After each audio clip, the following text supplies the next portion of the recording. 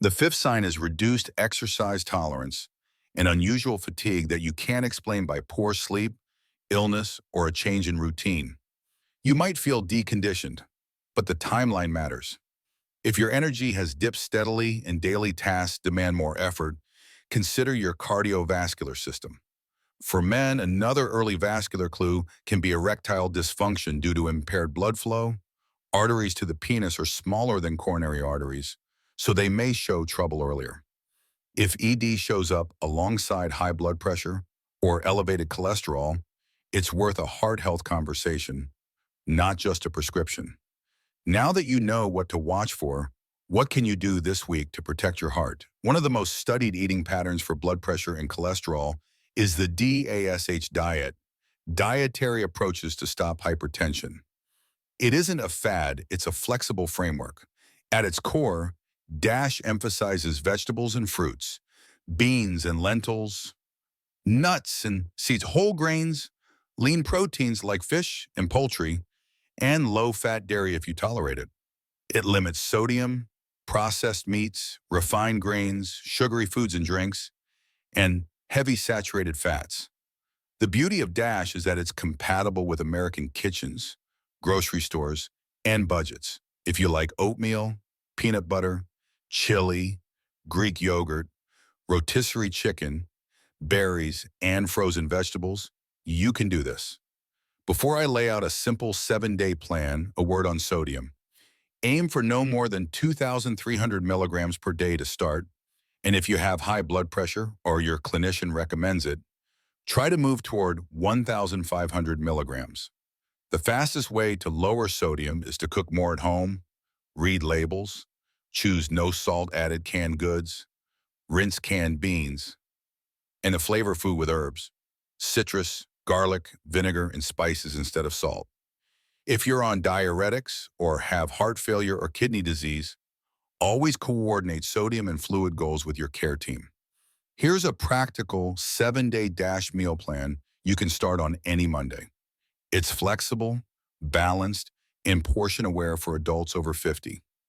Adjust quantities to your calorie needs and any medical instructions you've been given. The goal is pattern, not perfection. Day 1 focuses on a calm start. Breakfast is old-fashioned oatmeal cooked with low-fat milk or a fortified, unsweetened alternative, topped with a handful of blueberries and a tablespoon of chopped walnuts for omega-3s.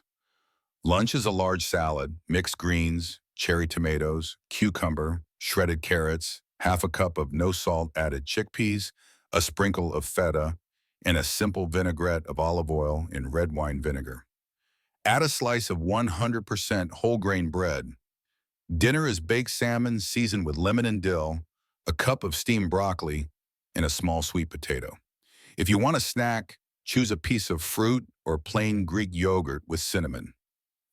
Day 2 builds fiber and potassium. Breakfast is plain Greek yogurt with sliced strawberries and a spoon of ground flaxseed. Lunch is lentil vegetable soup made with low-sodium broth, paired with a whole grain roll. Dinner is skinless chicken breast seared in olive oil with garlic and paprika, served with roasted Brussels sprouts and quinoa. If you crave something after dinner, go for a pear or a few baby carrots with hummus. Day 3 supports steady energy. Breakfast is a veggie omelet using 2 eggs or egg substitute loaded with spinach, bell peppers, and onions, plus a small slice of whole grain toast. Lunch is a turkey and avocado sandwich on whole grain bread with mustard instead of mayo, paired with an apple. Dinner is a bean and brown rice bowl with black beans, corn, diced tomatoes, cilantro, and a squeeze of lime. Add a dollop of plain yogurt if you miss sour cream. Keep sodium in check by cooking your beans from dry or rinsing canned beans thoroughly. Day 4 emphasizes healthy fats. Breakfast is chia pudding made with unsweetened milk and topped with raspberries. Lunch is a tuna white bean salad. Use tuna packed in water, mixed with cannellini beans, celery, lemon, and olive oil, and serve over arugula. Dinner is whole wheat pasta tossed with a tomato garlic sauce, mushrooms, and a side of roasted zucchini. Portion pasta modestly and let the vegetables take up most of the plate. Day 5 centers on convenience. Breakfast is steel-cut oats reheated from a batch you made earlier in the week. Top one with banana slices and a teaspoon of peanut butter stirred in. Lunch is leftovers, or a quick microwave-friendly grain pouch with a warm salad of spinach, cherry tomatoes, and leftover chicken. Dinner is sheet pan fajitas, strips of chicken or firm tofu with bell peppers and onions roasted with cumin and chili powder. Serve in small corn tortillas with salsa. Watch the sodium in store-bought tortillas and salsa. Many brands offer low-sodium versions. Day 6 includes fish again.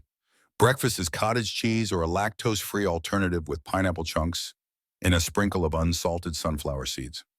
Lunch is a hearty vegetable minestrone with barley, paired with a side of mixed greens. Dinner is baked cod with a lemon capers twist. If capers push sodium too high for you, skip them and use parsley and lemon zest. Serve with green beans and a small portion of roasted potatoes dressed in olive oil. Day 7 reinforces variety. Breakfast is a smoothie, unsweetened milk, a handful of spinach, frozen mixed berries, a tablespoon of oats, and a teaspoon of almond butter, blended until creamy. Lunch is a Mediterranean platter. Hummus, sliced cucumbers, tomatoes, olives in moderation, carrot sticks, and a small piece of whole grain pita. Dinner is turkey chili with kidney beans and vegetables, cooked from scratch with no salt added tomatoes and spices like cumin and smoked paprika. Make a big pot and freeze portions for later weeks. Across the week, hydrate with water, unsweetened tea, or black coffee if you tolerate it. Limit alcohol if you drink, no more than 1 standard drink per day for women and 2 for men, and even less is better for blood pressure and triglycerides. If you're managing diabetes or kidney disease, you may need to tailor fruit portions, potassium, phosphorus, or protein. Work with your clinician or dietitian for personalized adjustments. Now, food is powerful, but it's one piece of a bigger heart health puzzle. Build in 150 minutes per week of moderate activity, such as brisk walking, spread over most days, and add 2 sessions of light resistance training for muscles and bones. If you're new to exercise, start with 10 minutes twice a day and increase gradually.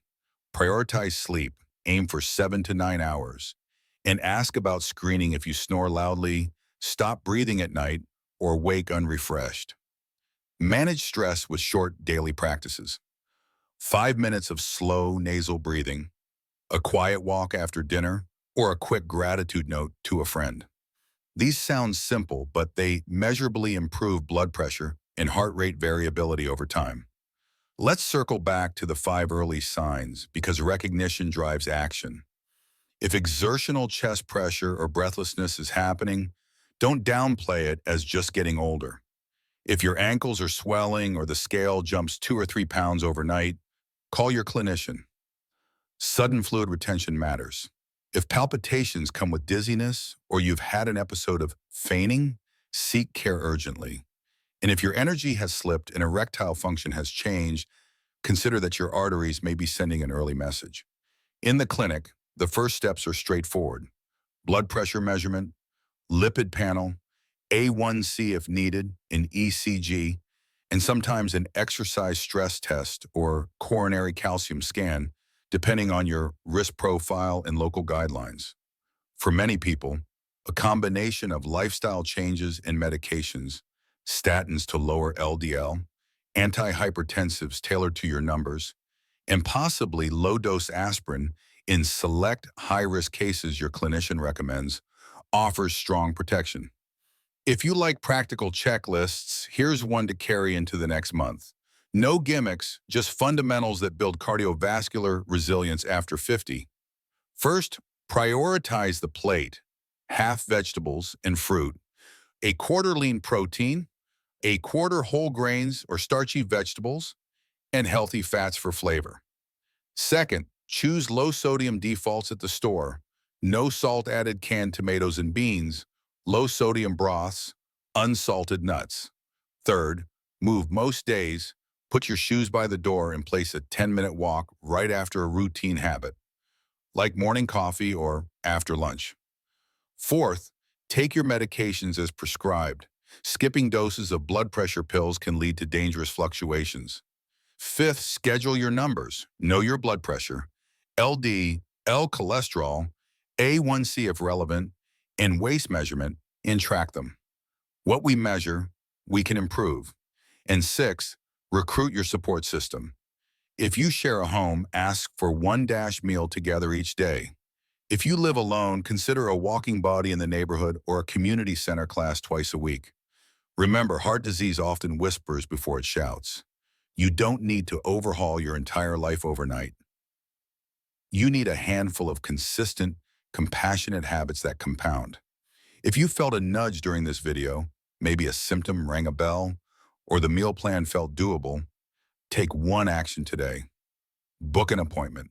Pick a low-sodium swap. Cook one simple dinner from the plan. Put a 10-minute walk on your calendar and treat it like a meeting with your future self. Small steps, repeated, become protection. Thank you for spending this time investing in your health. If you found this helpful, share it with a friend over 50 who might need a gentle reminder and a realistic plan. Your heart has carried you through a lifetime of moments. Let's give it the steady, everyday care it deserves.